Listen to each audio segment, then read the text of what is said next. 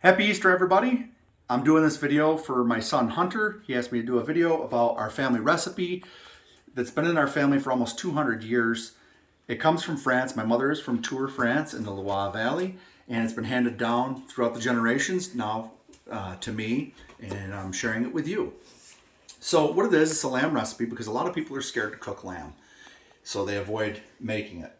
Anyways, this recipe consists of 4 basic ingredients: garlic, rosemary, thyme, butter, and of course lamb.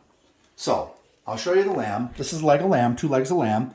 It's been deboned. As you can see, there is a meat net on it because after you debone the meat, it loses its form. So in order to cook the meat so it cooks evenly, you want to put meat netting on it and reform it so that way it's all the same thickness, not one side this thick and the other side this thick. Otherwise it cooks unevenly.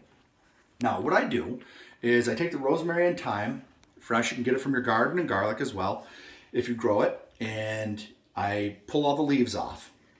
I rip it up with my hands, and I make a nice big pile of it. And I take the garlic, I'll peel the garlic, I turn it on its side along with the knife blade. I turn the knife blade flat, and I press the garlic. So I crush the garlic, which releases the juices from the garlic. Then what I do is I'll chop it up. Not too fine, just long strips, thin strips. And what I do is I'll take a thin knife and I cut holes into the meat. As you can see, there's actual holes here. I can stick my finger in. And what I do is I take the garlic that I cut up and I put it in the hole along with a pinch of rosemary and a pinch of the thyme leaves. And I stuff them in the hole. And I do that throughout the entire lamb, both sides.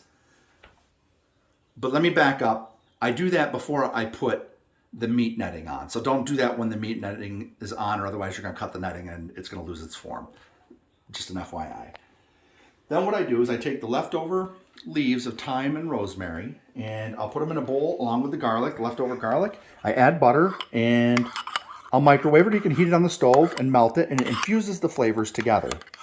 And what I do is I mix it up. I'll mix it up every few minutes. And what I want it to do is congeal. You can see it's starting to congeal a little bit. To speed it up, you can throw it in the refrigerator for a little while and then pull it out. And what I do is I slather it on the lamb after the lamb has been stuffed with the garlic, thyme, and rosemary. And I'll pour it over it. And then what I'll do is I'll take the leftover sprigs of rosemary and thyme, put it on top of the lamb, cover it.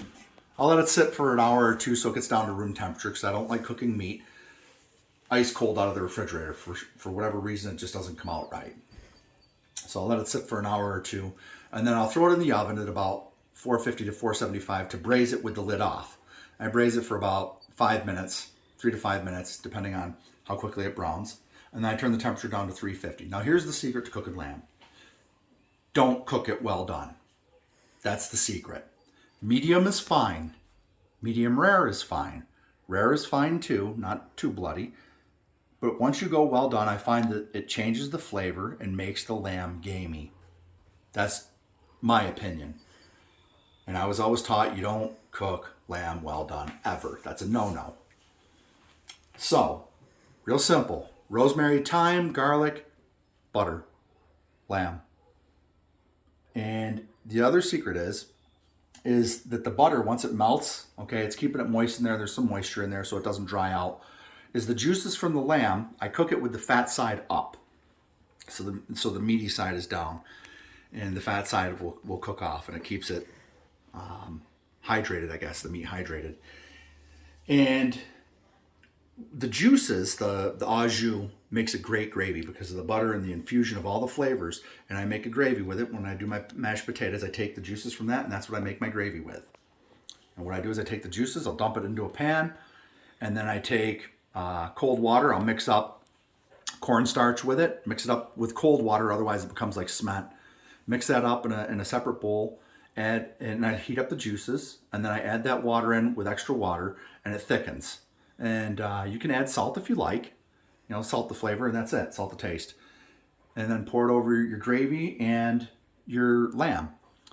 I'm also making asparagus with our dinner of mashed potatoes, gravy, and lamb. And I'm making a homemade hollandaise sauce. And then for dessert, I am making homemade apple crisp, which I peeled and chopped up the apples over there to my right. So that's the recipe. Real simple. Let me know what you think in the comments below. And happy Easter and have a great day.